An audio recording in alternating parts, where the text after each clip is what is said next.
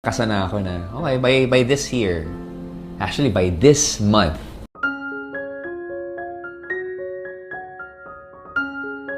Robby Domingo nagsalita na, inaming may taning na ang buhay ng kanyang asawa.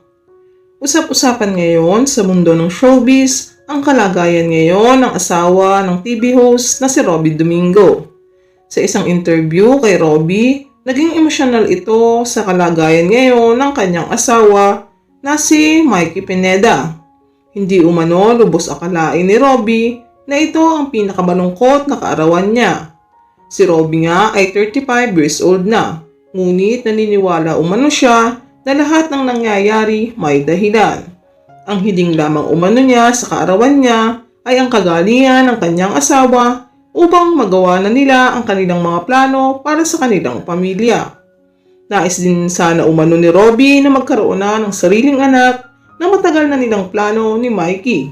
Ngunit nagkaroon naman ito ng sakit na hanggang ngayon ay nilalabanan pa nito. Under medication ngayon si Mikey sa sakit na autoimmune disease na buong akala ni Mikey ay simpleng dryness lang at pananakit ng katawan. Samantala, hiling umano ni Robby ang mabilisang paggaling ng asawa niya. Alam umano niya na hindi madali ang pinagdadaanan ngayon ni Mikey, ngunit nakasuporta umano ito at nakaalalay sa asawa sa lahat ng oras at ipararamdam umano nito kung gaano nito kamahal ang asawa. Ang birthday wish umano niya ay hindi para sa kanyang sarili, kundi para sa kagalingan o healing ng kanyang asawa.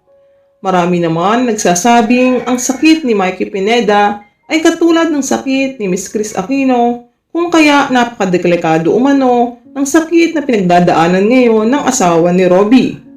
Prayers at matinding pagtitiwala sa Diyos ang kinakapitan ngayon ni Robby Domingo. Alam umano niya na hindi pababayaan ng Diyos ang kanyang asawa. Malalampasan din umano nila ang pagsubok na pinagdadaanan nila ngayon.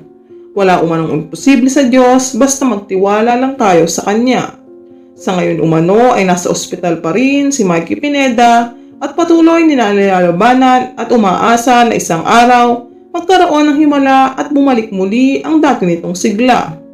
Nagpapasalamat din si Robby Domingo sa pamilya niya, pamilya ni Mikey at sa lahat ng mga kaibigan nila at lahat ng tao nagdarasal para sa kagalingan ni Mikey Pineda.